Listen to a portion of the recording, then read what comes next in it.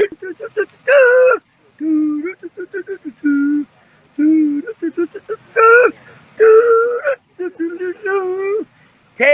off! It's time for Doug and Ben's Great NASCAR Adventure! Thank you, as always, Marshall. You can finally go home. The season's over. You can finally leave the infield. Yes. You can already tell. It's dark. They just barely had the lights on. I'm Ben. This is Doug. Welcome to NasCanucks, your number one rated NASCAR podcast each week live right here on the YouTubes. Championship weekend. Mm-hmm. And I was going to wait till on the air to do this. I thought I almost was going to do it. Yeah. But with probably the tone of we might be starting off with the show, I needed to do it before the show. But that is the Midnight Moon. Well, I got the camera farther away this time. Midnight Moon, the Junior Johnson watermelon flavor. Yes. Moonshine. Nice. We've got Fruitcake Tony in the chat, Hip Metalworks, and Keith Campbell still on a plane. We tried. Yep. But he's just We'll talk in 2 weeks. Afraid to come on. They say championship weekend in Phoenix. They haven't messed with the track in a year or so. So, still getting used to reconfiguring on it and stuff. So, yes.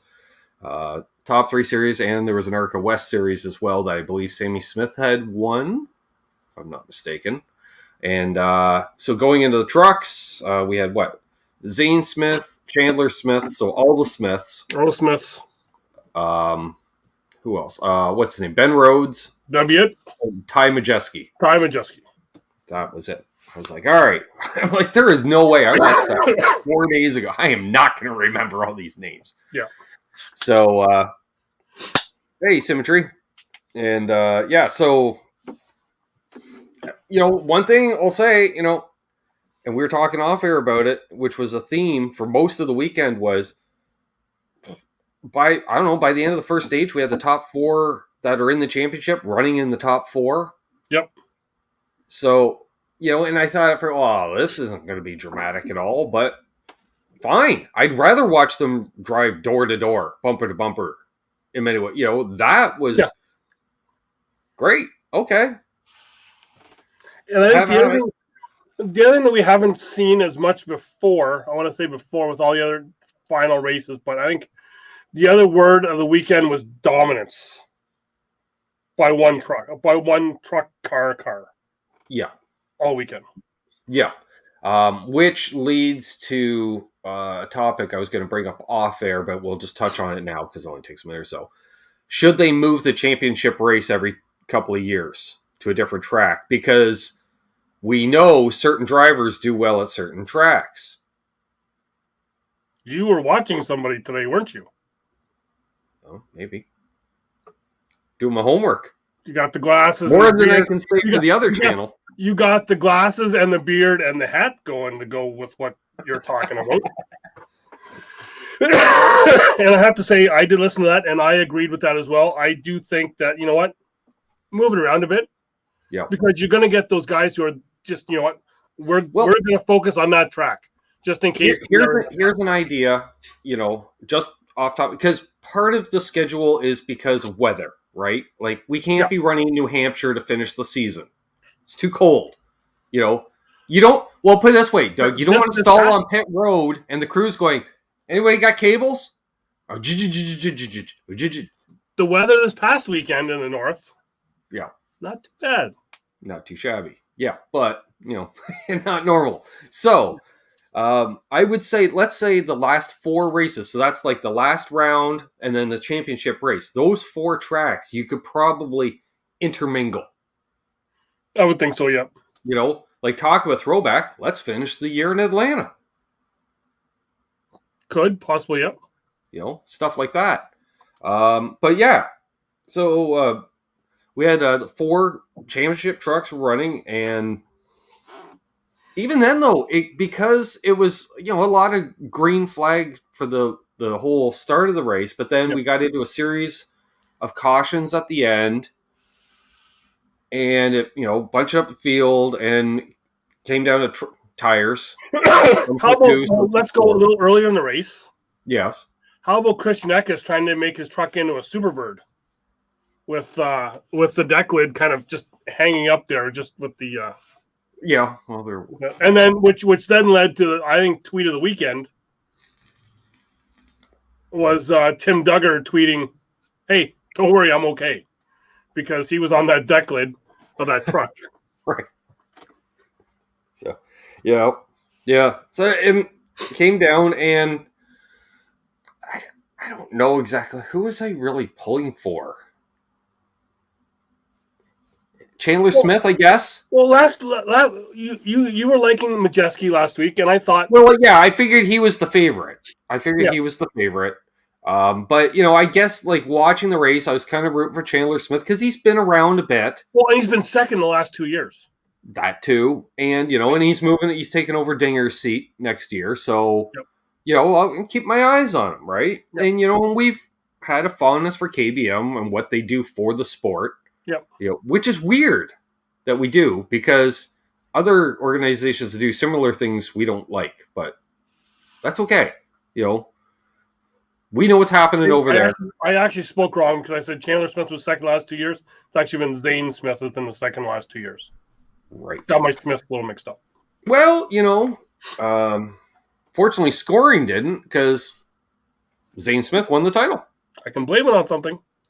So and then really hats off to Ty for really if he doesn't spin there, that race is Ben Rhodes, because he's gonna get bunged up with right. Zane. And I did not want to see Ben Rhodes win because of the shenanigans with the non-team orders that we saw to get him there.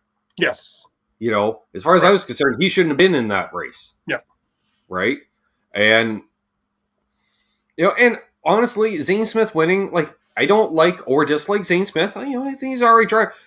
I kind of like that Front Row Motorsports gets a title, because let's be honest, they've been around for a number of years now, and they haven't exactly been competitive across the board. So, hey, good, they put a lot of money into it. And it's somebody in a 34 Front Row Motorsports vehicle that knows how to drive. Well, it was 38. Same thing. Well, it was. Yeah. Hey, Terry. So, again, Zane Smith, and we don't know. I assume he's back in that truck next year. I don't know. Or maybe he's moving up to Xfinity. Or is it Chandler Smith or Zane that's moving up to colleague? Chandler. Okay. Maybe Zane is back next year. I'm not sure. Right. I'm not sure if he's announced his plans yet. Right. So, congrats to him. So, gets us into Xfinity. And then how about after, when have we seen the Final Four afterwards, every guy, including the winner, then the other three guys, have a smile on their face afterwards saying, we gave it a shot, we're... Well, I think because, like I said, it was basically 150 laps of the four of them having at it and running clean and hard, and, isn't that what you want as a race car driver? Exactly what that race was, like, they're like, hey, they were a little better than us, but we were right there. So, exactly. Hey, Guitar Man 45. So, and I get it, similar we saw the next day in many ways. Although, part of that, you see three of the four drivers, three of the four were the same team, so that helps. But yeah. But it was really good to see, and there is because it's a young group of guys. A lot of them, they train together, they do the simulators together. They've come up through. Let's be honest, all these guys are familiar with each other because they all ran against each other in Snowball Derby, say 3 to 5 years ago. Yeah. Shit like that. Yeah. And they're all roughly the same age. It's not like we have the outlier like Matt Crafton's in it. All of a sudden, it's like we have three guys who are 24 and their 44. Yeah, and their dad. Yeah. They carpool together for the rental car because only one of them is illegally allowed to rent a car. True. So so we got in. So we basically had JR JR Motorsports minus the one car and versus probably the most vocal of the 3 series going in with sound bites. Yeah. I will. It was interesting. I was checking out post race, post Martinsville stuff during the week, right? Yep. And some was like Noah Gragson was having a blast post race because of that shenanigans. Because I think he was just happy it wasn't involving him. But you can see at one point Brandon Jones is doing an interview. Noah just does the drive by. You're just like, you should have punched him. And just like that's all he says as he's walking by, but with kind of a smirk. Or should have fought him, or something like that. Yeah, more on that later. I got a chuckle out of that. Also, an update. Turns out Austin Hill weekly regimen is MMA fighting to keep up his cardio for driving. Yeah. So and another reason not to necessarily get into it. I think NASCAR again watching us last week because no fine, no suspension, no nothing. It was like. He warned you twice. Yeah. Oh, and did you hear? Did you hear like that race that did set him off for the punch? No. You think you're a big shot because you drive for RCR.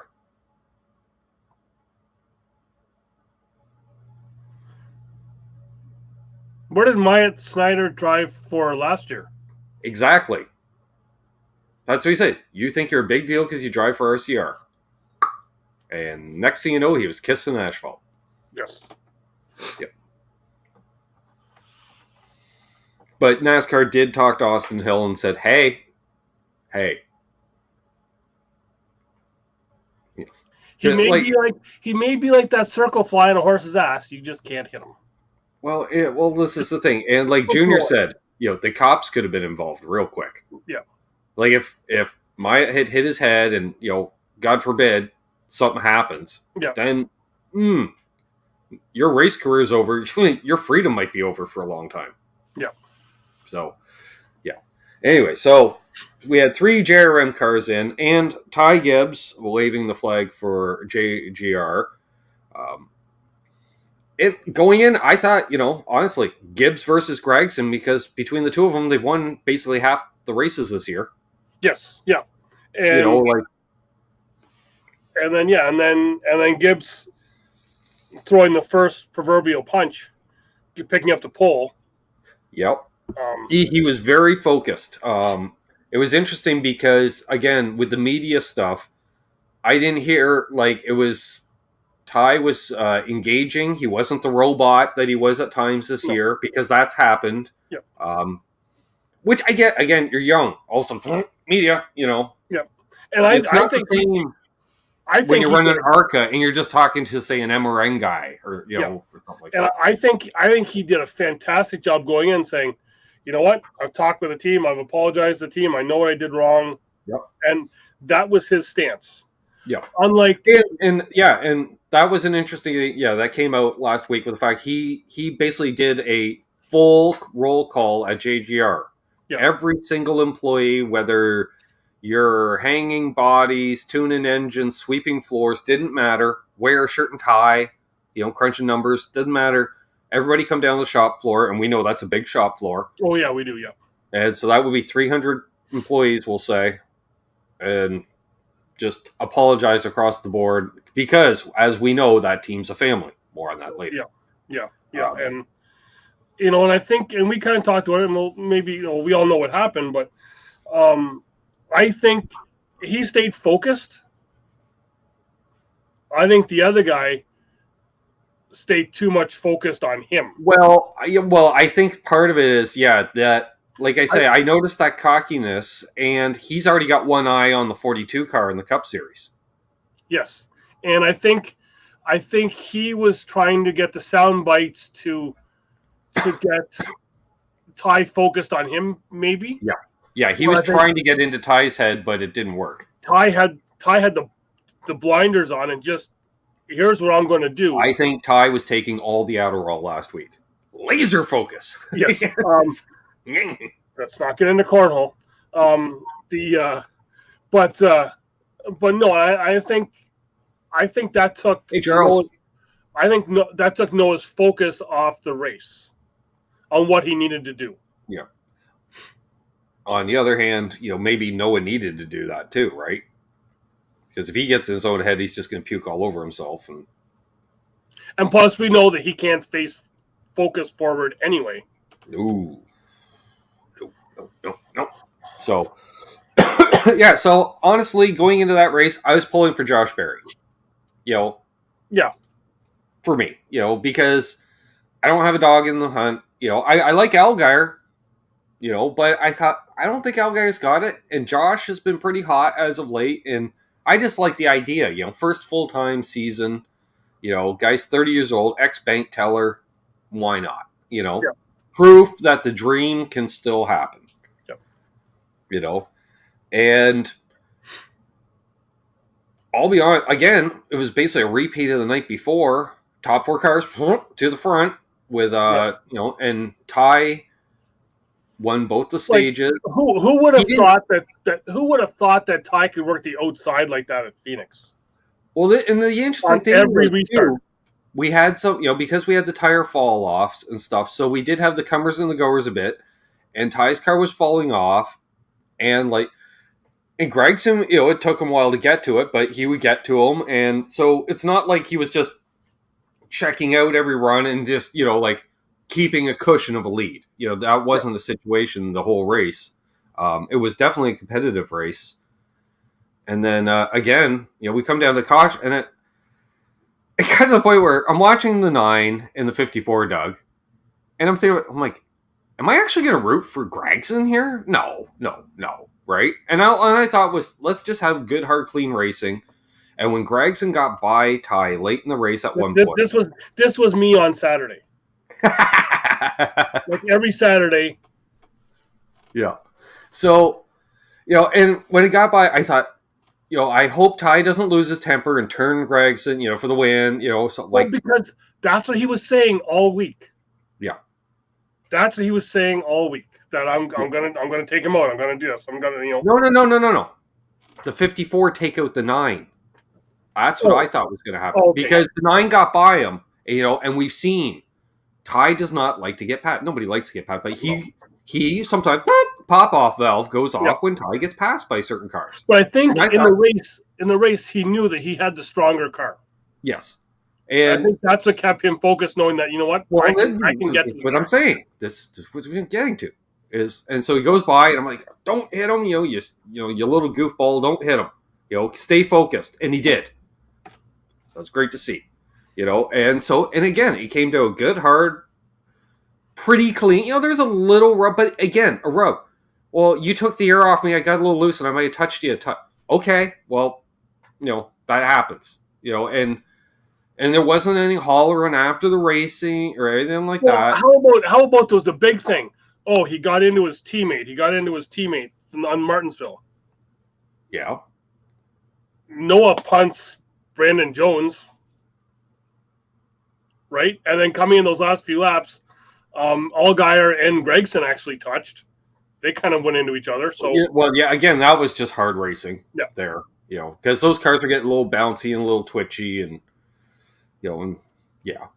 So again, and it was I tell you, it sounds like it's the worst kept secret in racing that Ty is moving up to the 18 next year, but my God, he got the Kyle Busch reaction because it was half boos, half cheers. Yep. And which Rick we Allen didn't hear last week. Last week Allen was kept saying it the whole race.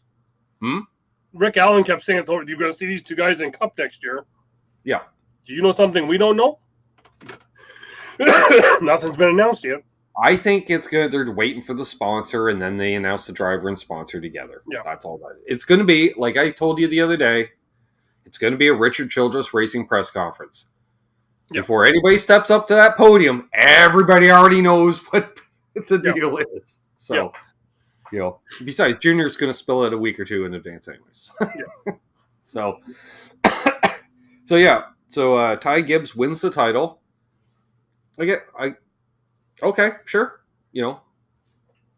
A deserving, like anybody that won it was deserving. Actually, basically, like say, because we know how I hate it with the stupid championship race and stuff. Really, the 54 or the 9, if either one of them you told me a month ago, oh, they won the title. Okay, Yeah. You know, they're both great cars. And then, unfortunately, then the news overnight. Yeah, we From super started. It high to started to super break. low. Started to break Sunday morning. I was messaging with you about it. Yeah. I had a cousin on the opposite from the Coombe side at the race, messaging with her, and she was even saying, there's the word around the track that there's been a car accident because we knew that there was a family emergency. Ty wasn't going to be in the car Sunday morning, Mm-hmm. right? And there was some pictures going out where. Well, that was the first thing. Was we heard there was a family emergency and Ty was out of the 23, and they were scrambling for a driver. And then the pictures started coming out of Allmendinger going into the car, which I think Allmendinger does have a JGR relationship as well. I think did he run there? I can't remember. He ran. I think he ran a handful of Xfinity races for them, yeah. maybe. So, but that was odd. Like I said to you, that's really odd because he's already in the car that he's in for next year full time. That makes no sense. Yeah. So the word started coming out that there was 3 helmets that were in that 23 hauler, being Allmendinger, Hemrick, and then the one that surprised me was Noah Gregson was going to possibly be in that car as well. Again, right? Odd. Well, and especially considering you figure all the trash talk. Well, just the night before, his media stuff the night before, and just all the, and I'm going to get into it in a second here, just all the absolute bullshit that I've seen on social media. Yeah. Right. So, him saying, but the fans are fucked anyways. But even Noah going off, calling him, he's just, I hate to lose that little POS. Dude, you were in that spot just 6 weeks ago? More than that? Yeah. Right? You were that guy where everyone was saying that to you, and now all of a sudden you're like this high and mighty. Yeah, but he's always had that ego anyways. Right? So, and then just kind of hearing the news that there was this, and then finally, at the time we were talking, I got on social media and all I'm seeing is thoughts and prayers, literally verbatim, thoughts and prayers. And I went, oh, yep, something bad happened. Yeah. And then I said up here, this is almost like you go back to the start of the season, the Mike show that we did, because we never got to meet the guy, but we know people in the organization, so we know what the family thing is like. So it kind of, it's a team. I don't know if maybe fans of other teams may feel a way. I know I never felt this way about the team when Truex was with DEI or MWR, but just. Oh, no, I would say DEI was very much a family. But you didn't get that feel. They may have had that inside, yes. But I'm feeling as a fan. I always got that impression because it always seemed like it was Dale's friends and family that were on that team, and then they had built it up into what it was because we had the Tonys and stuff. But I'm just saying as a fan. Yeah. As an outside fan. Yeah.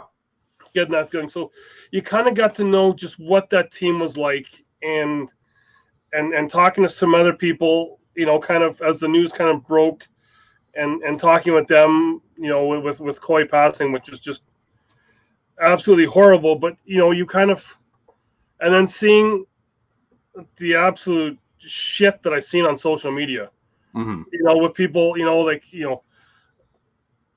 even want to say what they were saying, but you go and you look at the people's profile, right? And I don't want to stereotype or whatever, but it's all Noah Gregson fans, it's all Junior Motorsports fans, it's all Hendrick fans, and it's like time and a place, and that's not it. Just absolutely fuck you, right? And talking with, like I said, talking with some of the other people from JGR, I know one person messaged me and just saying that, like that Coy was always soft spoken with the big heart. Yeah. Right. And we know one of the people we know left JGR, and as they were walking out the door for their final day, leaving the place for the last time, Coy was standing there waiting for them. Right. Big hug. Thanks for everything you've done for us. You're still part of the family. We love you. And it's like, this person just left the company, and there's you don't have to do that as a person, right? And they were like, Coy was always the first one to go and and be that hugger, being that person, and just right. And the fans' perspective of Coy going back, basically, let's say late, so he was a college football player, did that, which a lot of people do, play. I don't know exactly what low, because there's a lot of college football. And then he got into, because JGR has had multi-facets over the years. Originally it was NASCAR, then it was NASCAR and NHRA. Then they got rid of the NHRA competition and they had the motocross division. You wonder why they're so tight with Monster, right? Yeah. Which Coy headed up. JD was helping out his dad, because at that time too was when Coach went back to coaching for a short period of time, right? And that's when JD, because both JD and Coy had tried driving themselves. We remember the number 18 MBNA car, and even Coy did drive in the truck series, did he not? He drove in the truck series. Yeah, JD I think did more Busch series because he was a little older, and then Coy did some truck races. Again, I believe it was MBNA sponsored 18, type thing. Yeah. He got into motocross. He headed that up, and then when JD passed away, he came over and took over JD's role to oversee Joe Gibbs Racing, basically as president. So, which, on an ironic note that got passed along, and I thought immediately was, as of the end of the Phoenix Cup race, Jimmy Makar was retiring, and he was employee number 1 at JGR. I'm wondering, with the results of what's happening, maybe he's going to postpone that for a couple of months. Because that would be something Jimmy would do, because Jimmy's family, like I say, he was literally employee number 1 there, and he's still there. Yeah. So, and I can see that happening. So we had. So for me, I wasn't even into the race after hearing all that stuff, and even before they put the press release out, you knew something was off watching the pre-race, because if they showed a JGR car, it was from afar. Yeah. Right. And the crew, yes, together, but they weren't. It wasn't the same as what they always were. You had a couple guys here. You had guys sitting, at the base of the wall, just kind of alone, head down. You didn't see any drivers. Yeah. It was. You knew that something just wasn't right. Mm-hmm. And yeah.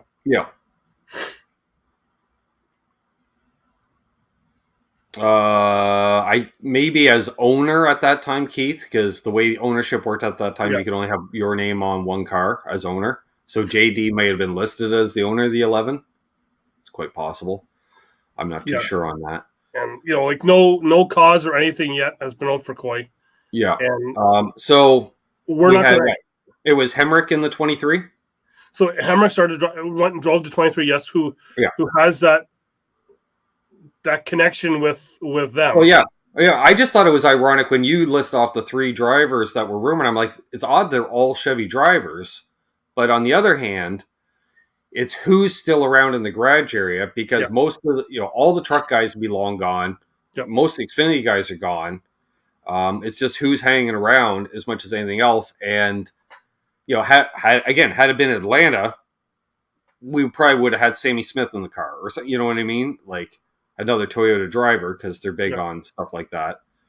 But and I'm wondering, like, did Gregson offer, or something to that effect, or maybe Dale Jr. You said on behalf, Well, we know how close Junior is with the family. Well, yeah, exactly, and and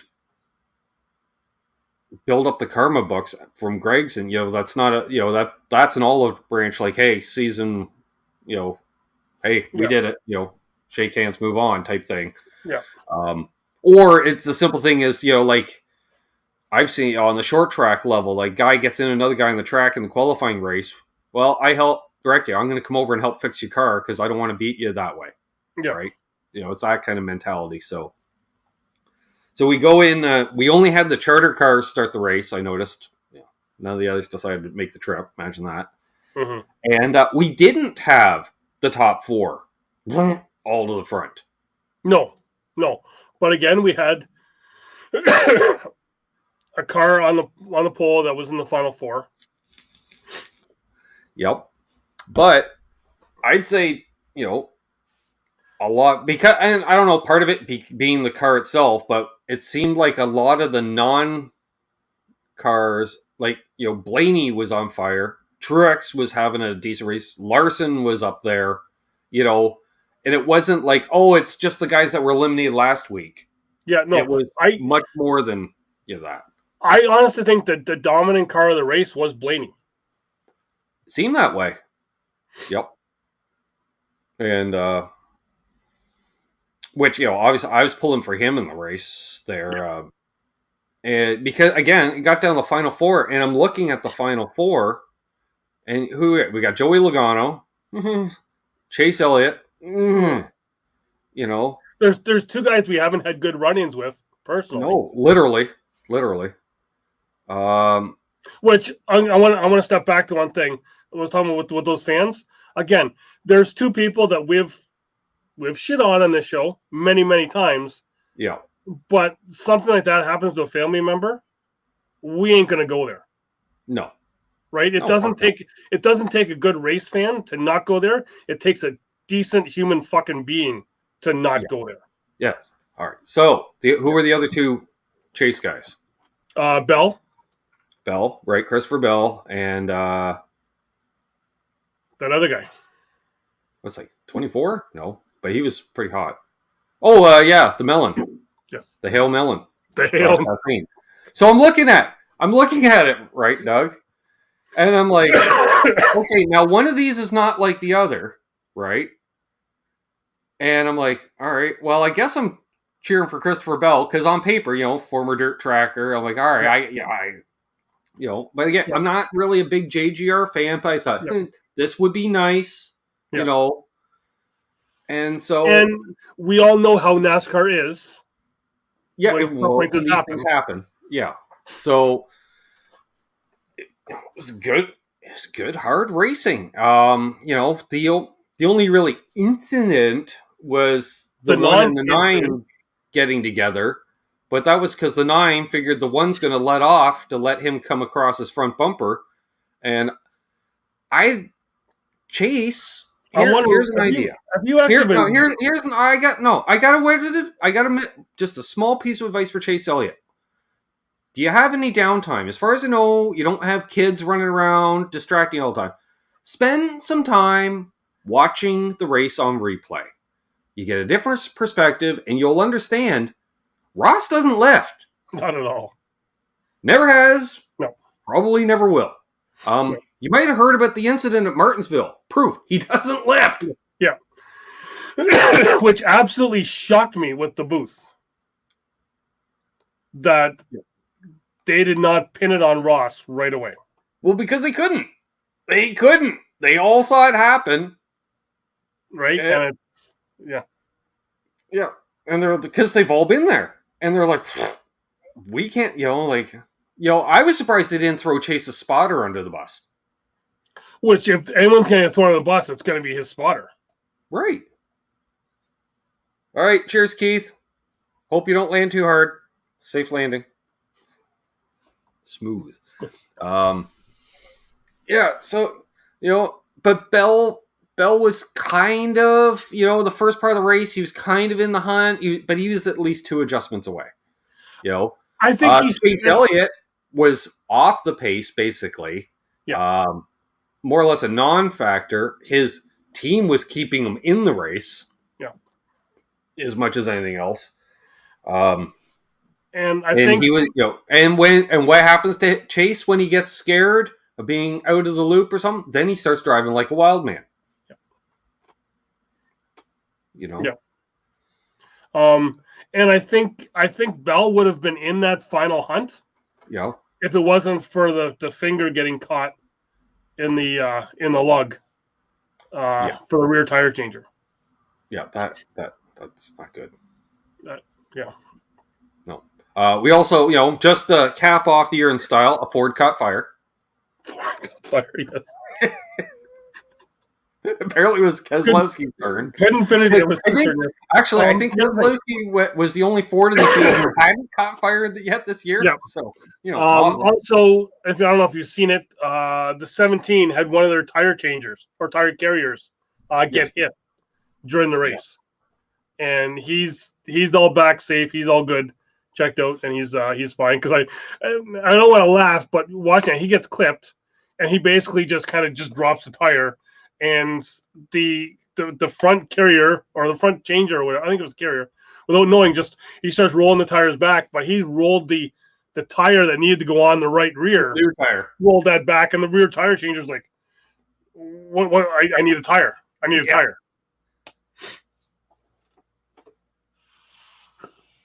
But yeah. So there is some interesting moments, that's for sure. But other than that, it was actually, the Cup race was the worst of the three races in many ways. I thought. And I think the difference was it was the same amount of passing, but we didn't have everybody up front actually running hard with each other. And when it got down, I was really hoping, obviously, Blaney would get his win this year. And Logano didn't need to win. No. But again, Logano, very much like Ryan Newman, is a very hard driver to pass. Mm-hmm. Once he gets out front, especially once he gets out front, and he had it in the bit, and that guy was focused. And, I saw some of the media stuff going into it and stuff, and, it was nice because there was, I guess, an asshole doesn't always an asshole in a room full of assholes, but they're all joking and getting along with each other. I'm like, hey, you're all, and they're ribbing Joey because he's the old man in the championship fight. And he's like, I'm 32. Yeah. They're like, look at you, you're bald, you got kids, you probably got a mortgage. Yeah. And so Logano wins the race and the title because it's an even year. Yep. Mazel. And he had a boy. Yep. Which leads to a precedent now for the first time ever. An owner has won the IndyCar title and Cup title in the same year. Yes. Now you're thinking, that's not a deep field. No, because there's been several owners over the years that have owned and everything. But yes, Doug, Roger Penske did have competition for that honor this year. Rick Ware Racing did field cars in both IndyCar and Cup. Yes, he did. The difference is Roger didn't have family driving his equipment. Yeah. True. Just saying. But again, you know what? We can say that he's the squinty, douchey eyes, whatever. But I gained a little more respect for him for without being asked. He did bring up, the Coy Gibbs situation. He did on his own, right? Yep. Because again, I would imagine. I bet wouldn't doubt if Joey has a relationship with Coach himself. Well, let's go back. We talked before. Once you leave that company, you are still part of that family. Yeah. Right. Exactly. So yeah. And Joey looks back at it and he said, that was just a bad fit. He's really happy where he is.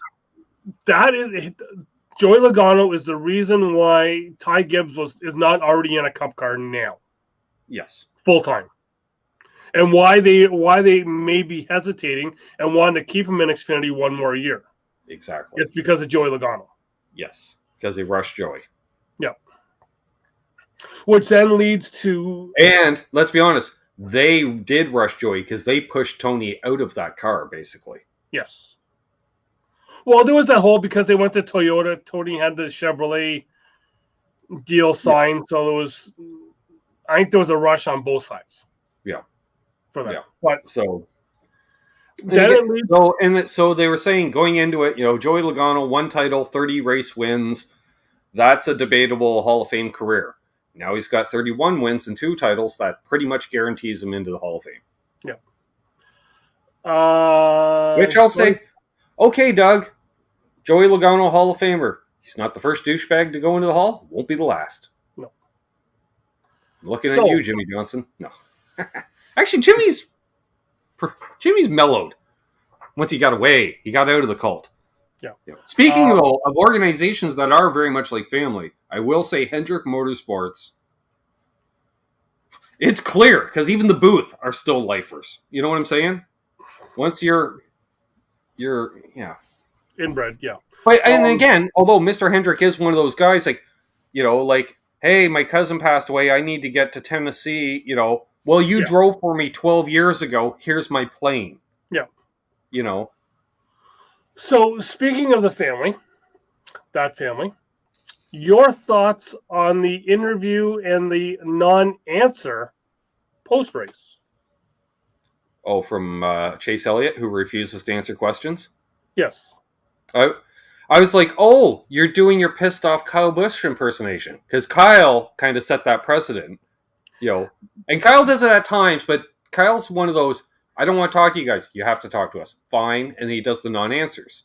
Yeah. But I don't know when Chase ever does answer. The other thing, and I noticed it, and someone else mentioned it online, was that, do you notice whenever Chase is like that and is the non-answer, the non-committal question?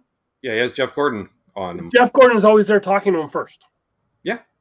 But then when they asked Jeff Gordon that same question, Gordon goes off and says, it wasn't Chase's fault. People are just racing Chase dirty. Because Chase needs his handheld.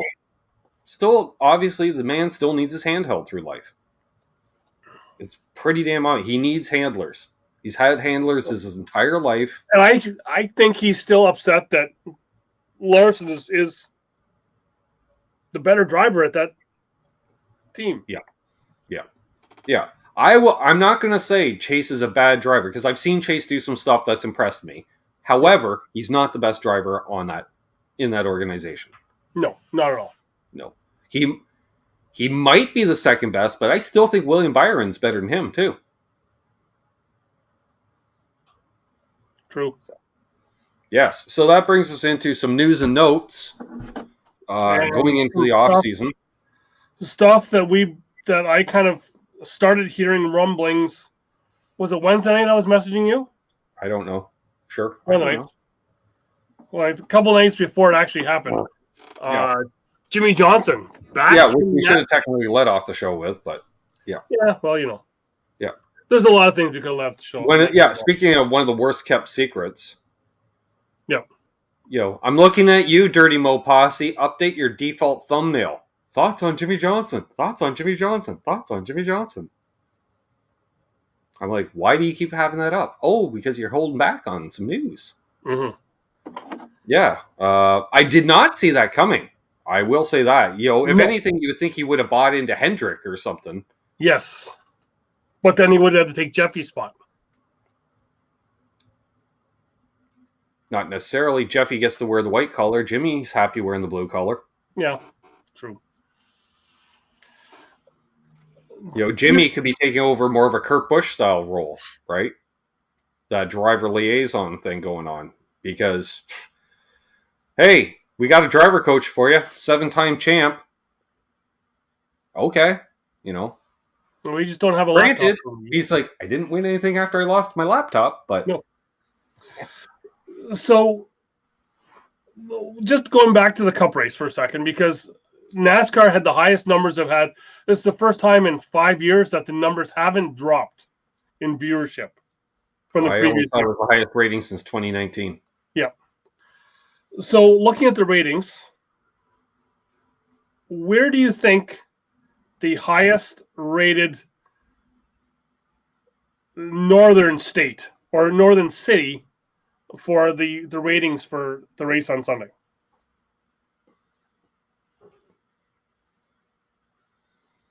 I have no idea. Greenville Spartanburg was number one. Sure. I don't consider that northern at all. No, I'm getting there. Okay. Number 2 was Charlotte. 3 was Knoxville. Greensboro High Point, 4. Number 5 was Birmingham. And number 6, Buffalo. Okay. Which is weird because it was Probably, nice outside. well, yeah, and all of the people from Ontario, I'm going to say that are NASCAR fans, including, were not watching on TSN. They were watching on the NBC affiliate. But it wouldn't count No, well, you know. because it's truncated through a Canadian distributor. Yeah. I just found that interesting. And then Buffalo for the season, Buffalo was like 9th in. Well, then again, though, the Northeast modifieds, although that's Yep. a little west of that. So I have here the mayor's office of Nashville has had a contract now with Bristol Motor Speedway to do improvements to the Fairgrounds Speedway for NASCAR competition. That has been approved today. Nice. Also, Gary Keller has joined the Mike Harmon racing team. Let's see, rebrand. Yeah, Mike Harmon Racing gets rebrand for 2023 season. So good luck, Gary, finishing 30th every week. If 5 cars drop out of the race. Yes. So, and then I think that was the only other thing I had. Then the other news was on Friday, we heard who will be driving for KBM. Yep. Being Chase Purdy to drive the 4 full time. And then Jack Wood will anchor the 51. Yeah, so he'll drive it when KB doesn't want to drive it. Or could they go and just have a? I guess yeah, because Kyle would win the. Otherwise, they would say he would be driving it full time. Yeah, which they didn't. Yeah. Yeah, so which may say he's going to scale back to 2 trucks because he doesn't know exactly what probably commitments and this and that, and because he would have been essentially the Toyota factory team, so in trucks previously, whereas there's some well-established Chevy operations already. Although name cachet helps, so that's it's good that KBM's definitely going to be back next year with a multi-truck team. I like it. So. And then just to end it off with some news, some history was on this day in 1987. Which I'm not sure if it was 87, but Rick Hendrick made his Winston Cup debut. Started 21st, finished 33rd, which I don't think it was 87. Would it be 87? Sounds about right. We're in around there. Yeah, I guess, yeah. Yeah, so he finished 21st and finished 33rd. So that means that on the weekend, Chase just tried to recoup his owner's first. I watched some vintage racing online. I think I watched Chip Ganassi's only IndyCar start at Michigan. It did not end well. He was in an ambulance headed to the hospital with a head contusion. It was a bad wreck. Also, Doug, an interesting thing they were doing. So a car, blows up, whatever, right? But doesn't lay oil. So he just pulls her down onto the apron at Michigan. Okay? Normally, they would throw a caution earlier in the race, but with 10 laps or less to go, unless it's in imminent danger, you're parked there because they try to finish the race under green. Yep. I'm like, you can throw a caution or even a red. Yeah. And then restart the race and have this thing called a green, white checker. The other one I watched was the inaugural race at Nazareth, which was funny because, this is a beautiful facility that Roger Penske built here. I'm sure it's going to be around for decades to come. I'm like, you might have made it a decade. And she gone. Yeah. Other news, speaking of wrecks, somebody was wrecked too much in iRacing, and they pulled a Bubba Wallace and rage quit the race. Oh. Your favorite driver, Miss Haley Deegan. Oh, well, I see you're doing that. Says it's the first time she's ever rage quit a race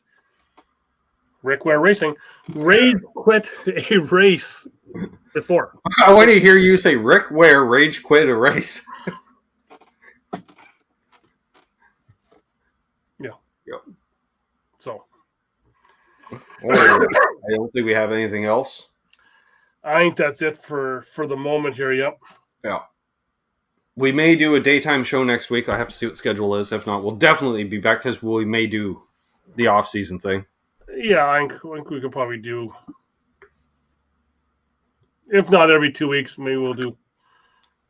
Yeah, it's either going to be an evening every 2 weeks, or maybe we'll do a daytime show once in a while. We'll see. We'll see. We'll see. But hey, 103 days till Daytona. That's true. Who are you going to see there?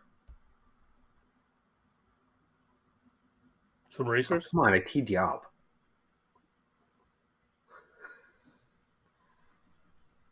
What am I going to see? I don't know. I don't know. Oh, see you, Marcus.